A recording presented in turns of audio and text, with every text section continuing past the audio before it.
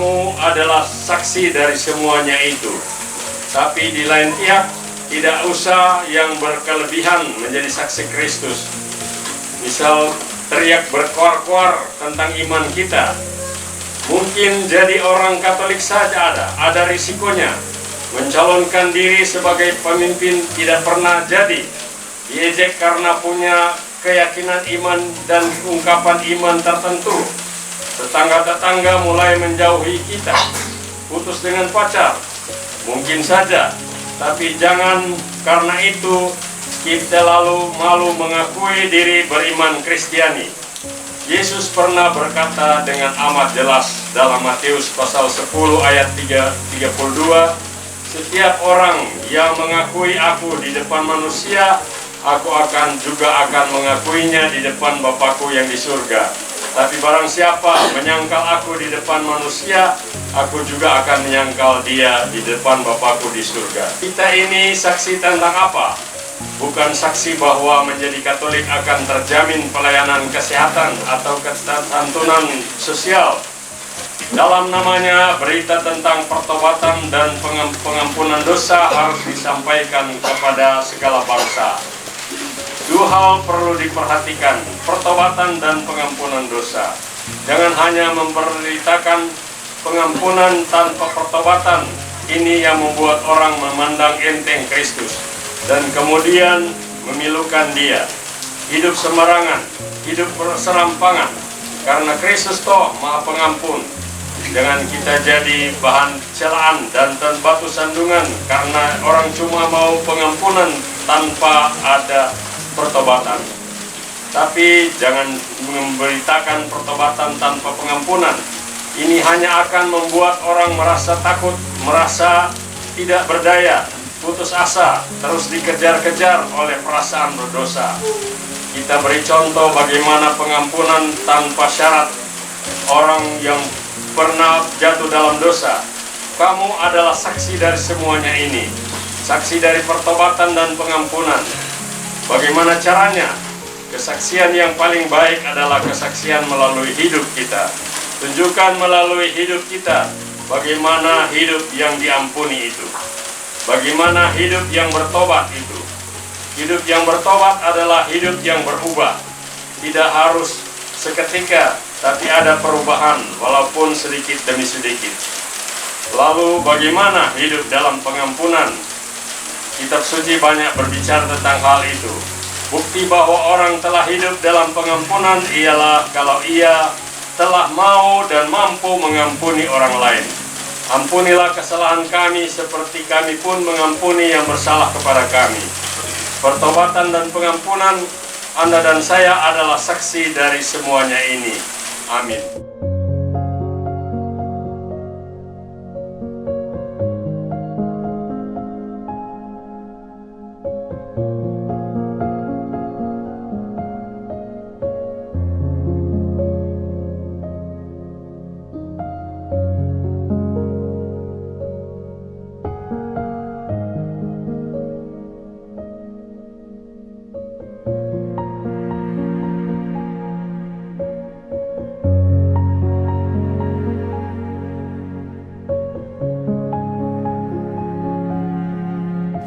Saudara-saudari umat yang terkasih, kita hadir malam ini dalam konteks konsolidasi. Itu kita dengarkan pertama pengarahan dari Bapak Pastor Paroki kepada Bapak Pastor di sini. Pertama-tama saya harus mengucapkan terima kasih kepada Tuhan karena pemilihan dan pengangkatan ketua baru sudah berjalan dengan baik tanpa mengalami hambatan yang berarti.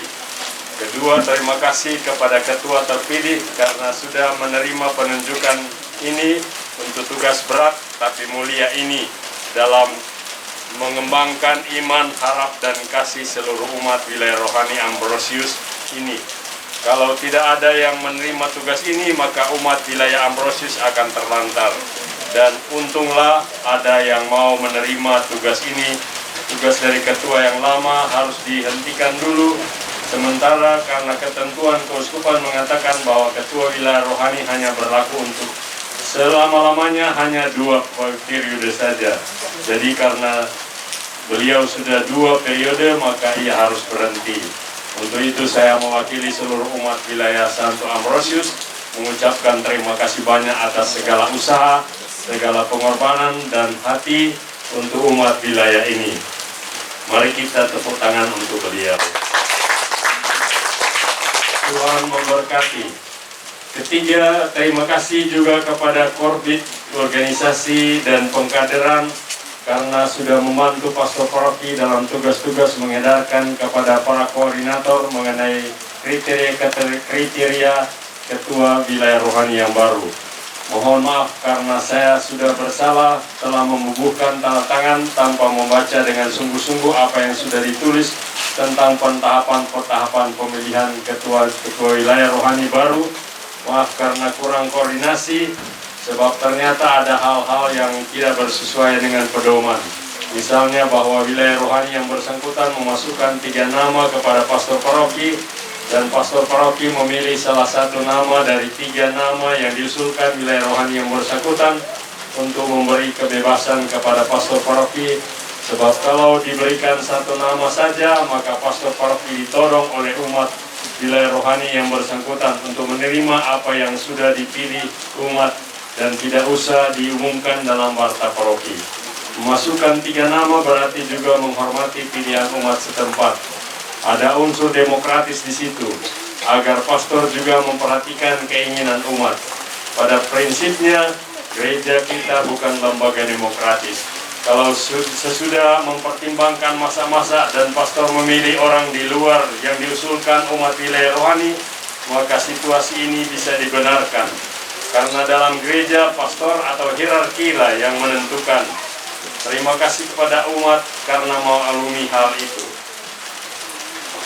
Sekali lagi terima kasih kepada ketua terpilih yang telah menerima penunjukan ini dan untuk tugas yang berat tapi mulia ini dalam mengembangkan umat wilayah rohani, karena meski ada banyak keberatan, ketua terpilih untuk tugas ini toh akhirnya menerima dan dengan segenap hati. Untuk itu perlu atur waktu, bagi-bagi waktu dengan baik agar semua hal yang perlu diberi perhatian kita berikan perhatian.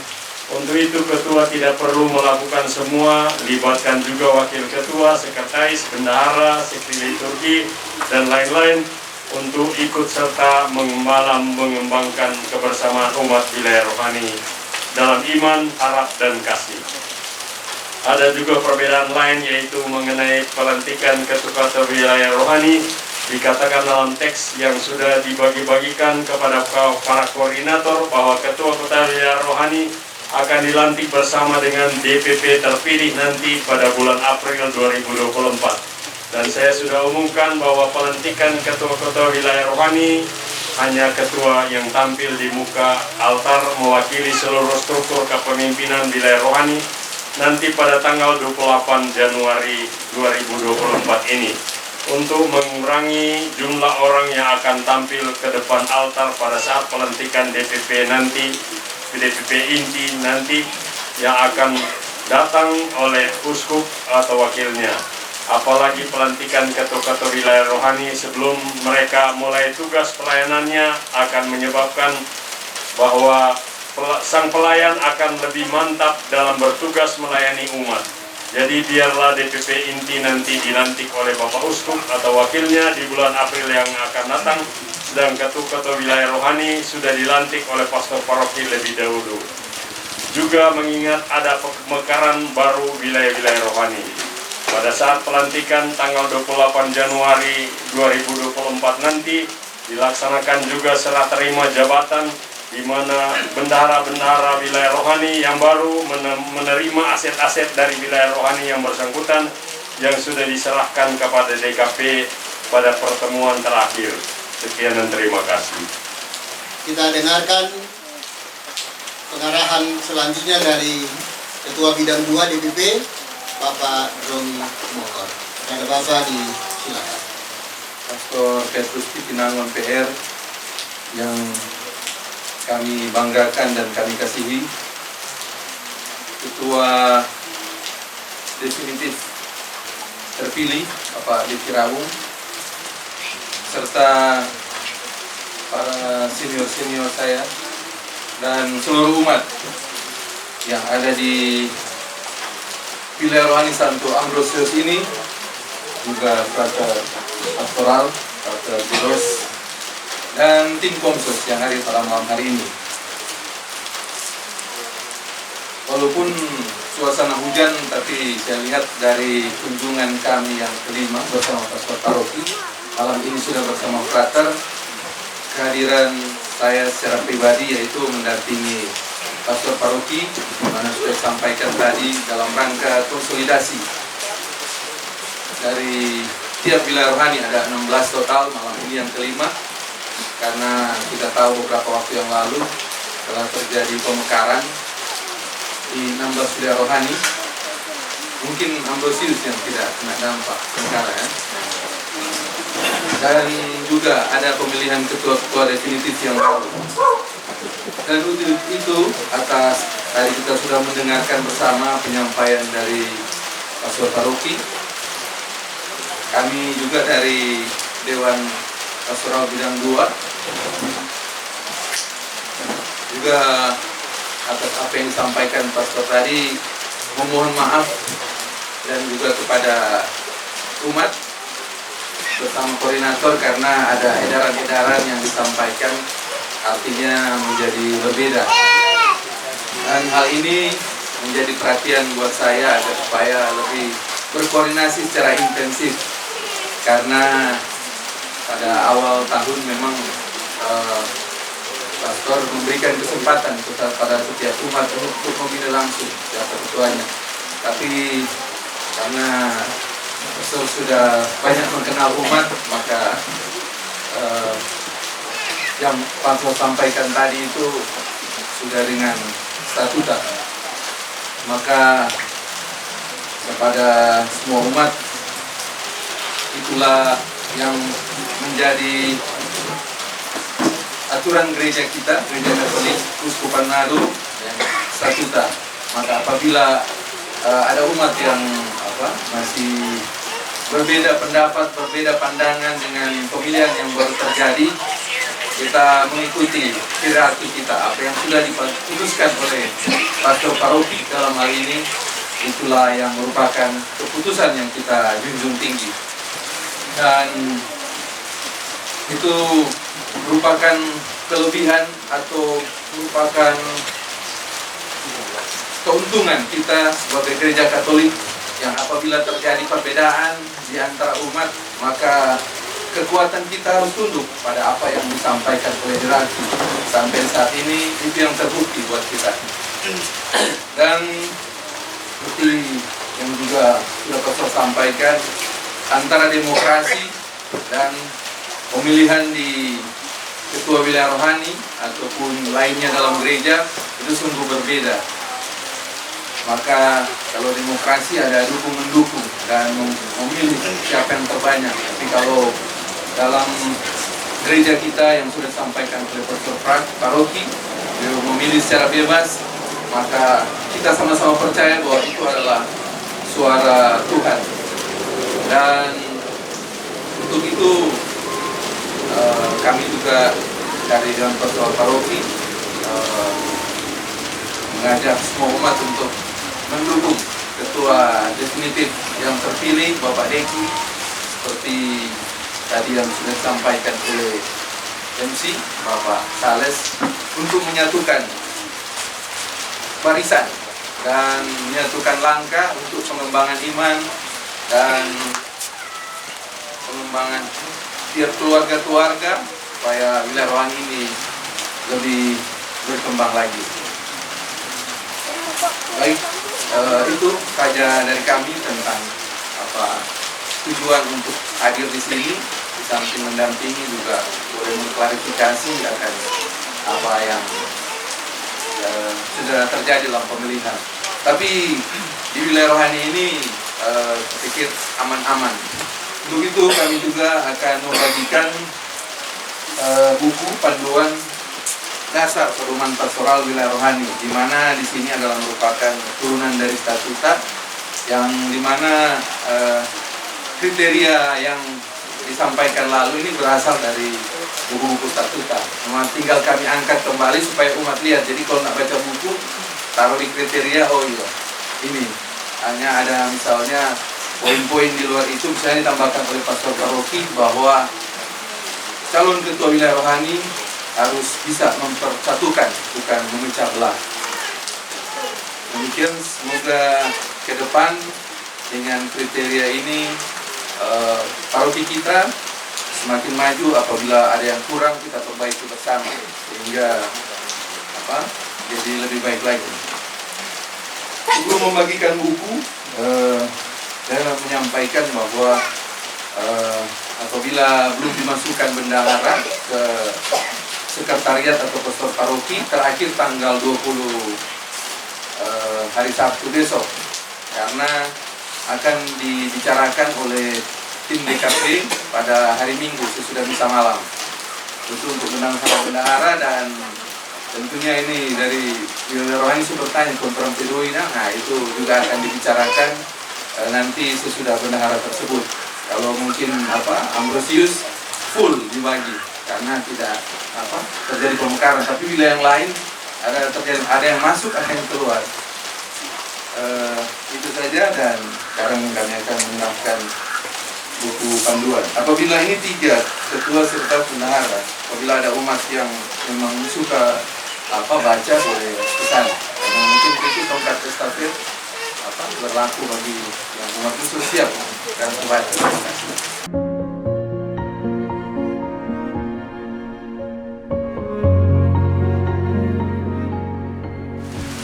Baik, kemudian di konsep acara yang diedarkan itu sesudah ketua bidang 2 itu ketua terpilih, tetapi saya rubah sedikit, diberi kesempatan kepada ketua wilayah rohani yang lama, Bapak Harold Pratasik, untuk mengungkapkan sharing pengalaman, motivasi. Lalu saya lihat tadi bawa itu perlengkapan semua penyerahan simbolis itu harta kekayaan gereja.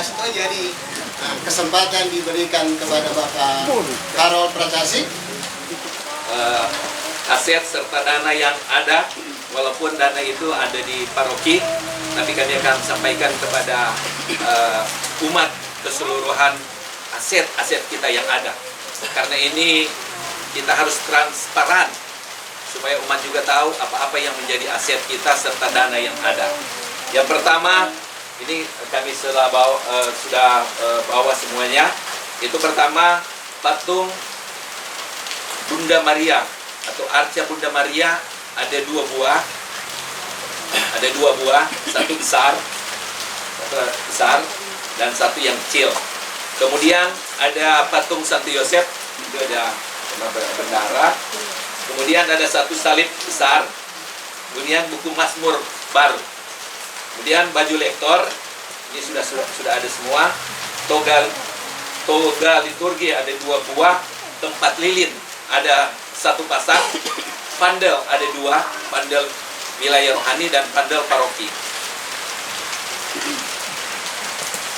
Kemudian ada 1 spanduk yang biasa orang pakai kalau orang defile. Kemudian ada klat lagu-lagu. Itu ada klat lagu-lagu, ada beberapa lagu misa yang orang jadikan satu buku, dan itu di dalam buku tersebut ada kurang lebih ada 20. Kemudian trofi. Jadi sepanjang kepengurusan kita itu ada beberapa trofi yang telah kita peroleh hasil kerjasama dan kerja keras dari seluruh umat. Itu ada 4 trofi. Kemudian ada perlengkapan lain yang kita pakai waktu defile. Itu kain merah 1 lembar, kain putih Bunda Teresa 1 lembar, baru atribut defile. Ada atribut defile. Itu tentang inventaris dari wilayah rohani. Kemudian ada dana dari umat sampai dengan hari ini sesuai informasi dari bendahara itu total 5.700 Rp6.250. Dana tersebut ada di paroki. Itu mungkin yang dapat kami informasikan, kami laporkan kepada Bapak Pastor, dan kami laporkan juga kepada seluruh umat yang ada. Kita berdoa bersama dan kita bergandengan tangan untuk mensukseskan kepengurusan ketua yang baru untuk semakin maju. Terima kasih.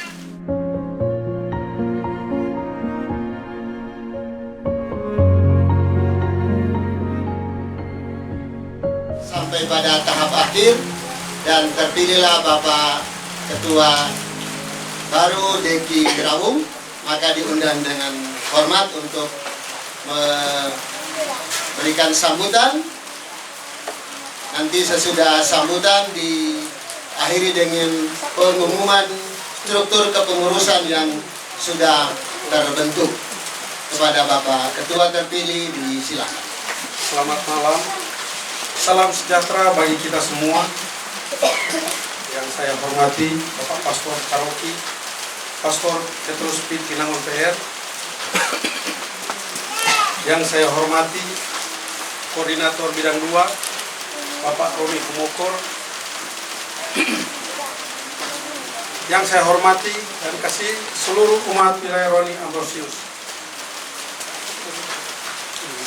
Pertama-tama saya sampaikan puji dan syukur kami panjatkan kepada Tuhan Yesus Kristus, karena atas berkat dan rahmat-Nya kita boleh diberi kesehatan sehingga kita boleh bertemu di tempat ini untuk mendapat kesempatan kunjungan dari Bapak Pastor. Sehubungan dengan terpilihnya ketua wilayah yang baru dan dirangkaikan dengan misa, saya ditunjuk dan diberi kepercayaan oleh tim pemekaran untuk melaksanakan pemilihan ketua wilayah rohani yang baru sejak tanggal 2 Januari dan diperpanjang sampai dilantiknya pengurus yang baru. Bahkan saya sudah sosialisasikan kriteria ketua wilayah rohani yang harus dipilih supaya umat mengerti orang yang pantas dipilih. Tetapi ternyata yang dipilih adalah saya. Bapak Pastor dan umat yang saya kasih, sebenarnya banyak syarat-syarat yang tidak ada dalam diri saya untuk menjadi ketua, karena saya sama sekali tidak mempunyai pengalaman untuk menjadi seorang pemimpin, dan sampai sekarang saya belum mengerti apa maksud dan tujuan umat memilih saya.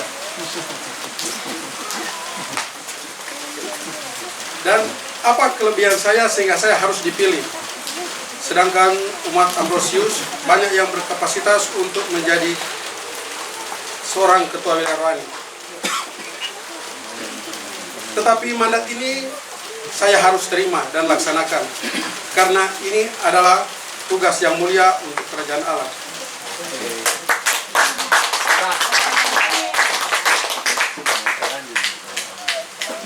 Saya berterima kasih kepada Bapak Pastor yang telah menetapkan saya sebagai ketua definitif, dan umat Ambrosius yang telah memilih saya untuk menjalankan tugas yang mulia ini. Marilah kita semua umat Ambrosius bersama-sama membangun wilayah rohani yang kita cintai ini.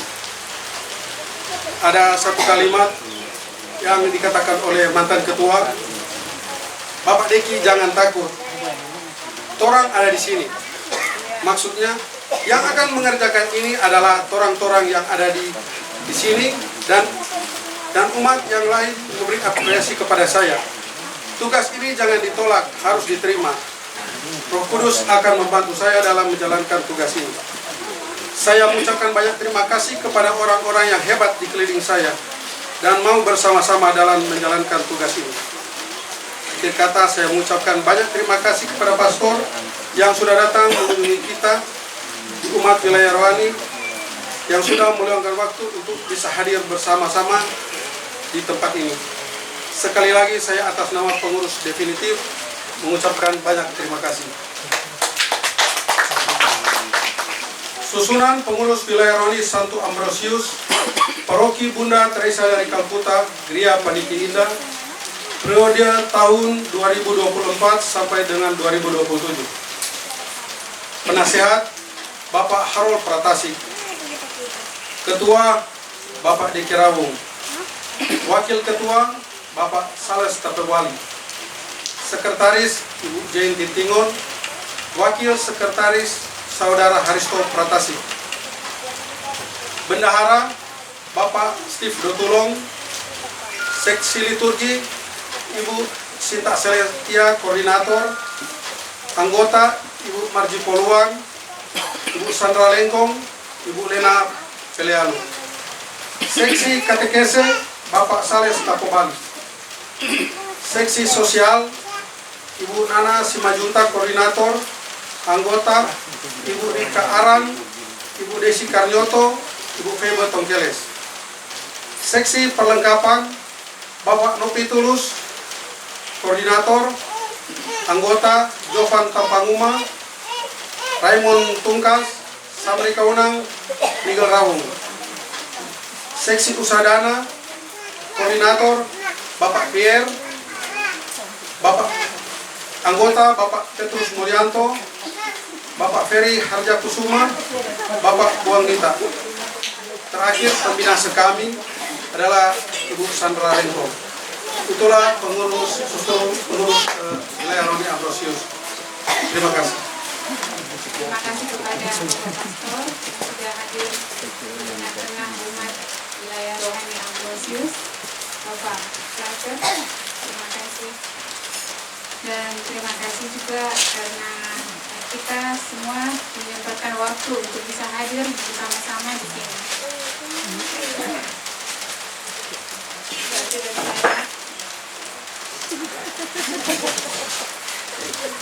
I didn't understand everything she said before. So.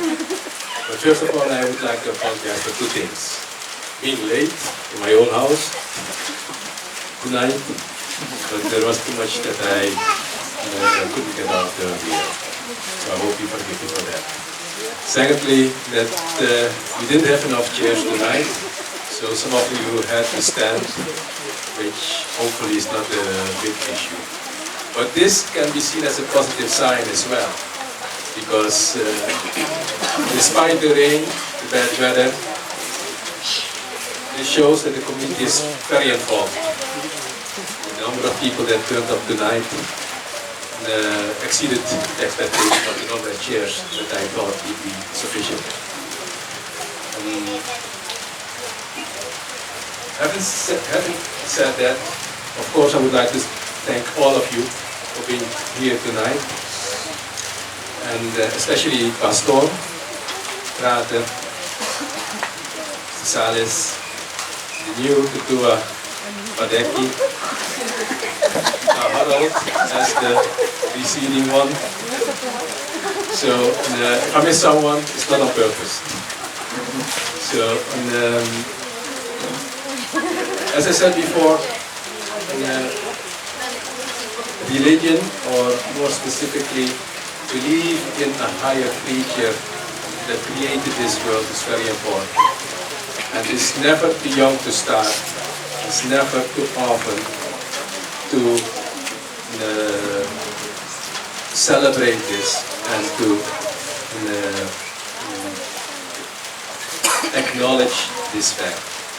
And I'm very grateful that you took the time together here tonight to show this respect to our Lord, and to find and to form a community with such a coherence that I didn't experience in my previous life outside of Indonesia.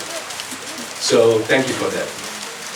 There's much more to say, but I think it's already late, and the weather is not in favor of us tonight, so I will pass it on to my wife. Thank you.